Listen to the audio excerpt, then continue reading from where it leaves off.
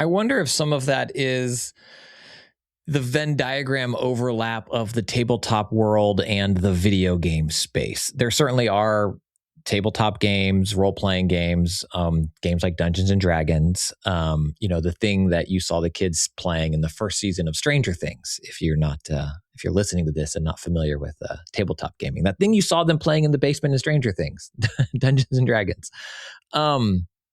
There certainly were those types of games that weren't set only in fantasy, but Dungeons and Dragons was so big that I feel like that era or that idea of exploration spilled out into video game versions of it, allowing for that kind of, oh, we see this work in this space.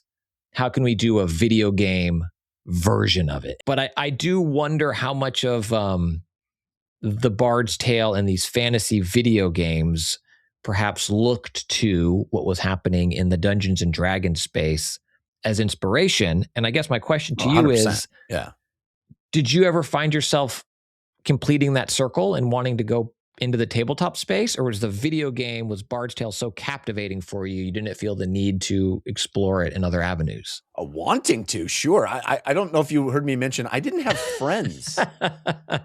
The thing about tabletop gaming is that you need other humans willing to do it with you.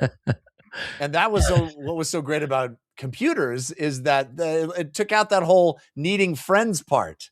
No, I mean, that's honestly, I don't think you can overstate the impact that Dungeons and Dragons had on the early days of computer gaming, certainly computer role-playing gaming, because it was an absolute attempt at creating a tabletop experience where you didn't need to have other people.